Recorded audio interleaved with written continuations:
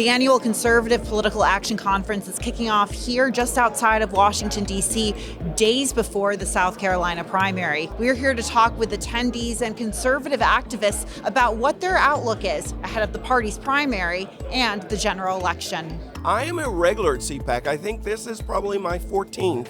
I now come here because I want to see all of the activists that go back into their communities and talk about what the conservative movement is doing. I think it's super, super incredible that what we get are some of the best speakers. In fact, former President Trump is going to be here. President Trump has brought people into the conservative movement that otherwise would not be a part of it. And I think that that's interpreted as being maybe more dominant here, but let's just face it, these are proud Americans who are now active politically, and maybe I'm dressed a little bit more flamboyantly than some of them, but they're not shy about voicing their support for President Trump. I'm amazed at the energy level and just all the nice people. I just love everyone coming together as a family and united. Everyone's united. Is Liberty dead or is she alive? With Trump, she is alive. President Trump has a strong voice here at CPAC, and you can see it on the t-shirts, you can see it on the booths. Now, I don't know how much that helps the conservative movement. I do know that the Trump voice is a very important voice. He's going to stick around for a while. I think he's going to be the nominee. Not endorsing, not saying it, but I think he's likely going to be the nominee. So conservatives need to understand where we can work with President Trump, because President Trump was honestly, he was a great president, first-term president. They have guests and they have speakers that speak everything that I'm thinking and everything that I want America to be. I want freedom. I want freedom for my family, freedom for my grandkids coming up. But I'm a conservative Christian, and we get a bad rap being Christians in politics, but Christianity has to be a center influence in politics. We have the most pro-Israel president, President Trump, most pro-Israel president we've ever had in the history of our nation.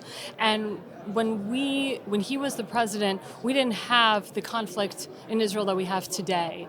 So when he moved the embassy from Tel Aviv to Jerusalem, that changed everything, and we had peace in the Middle East. I can tell you a lot more Jewish people are what we say, #Jexiting the Democratic Party, and they're not looking back.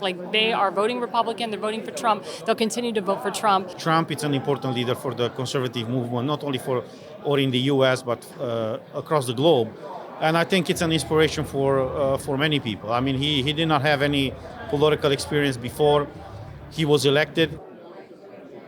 If Trump picked you to be his running mate, would you consider it? Yeah, but I've always said that. You've always said that. Yeah. Do you think you can energize the base enough to win the general election?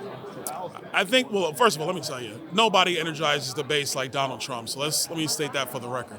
I just think that, whoever our vice presidential nominee is going to be able to add to the ticket. I think President Trump's going to make that decision. Nobody else is going to make that decision knowing him. He's going to make it. And then I think the key thing is, making sure we're speaking to all voters in the country, because we have some serious issues that have a lot of Americans pissed off. I think we can fix those issues. I mean, look, anybody that was on that list, I think in the town hall with Laura Ingraham, any one of them will be good. You said they have to add. What do you add? I think I'm better, but any one of them will be good. What do you add? I'm playing. Now, former President Trump is slated to address supporters and attendees at the conference here on Saturday, just hours before polls close in South Carolina. A number of public opinion polls show Trump leading Haley in many cases by double digits.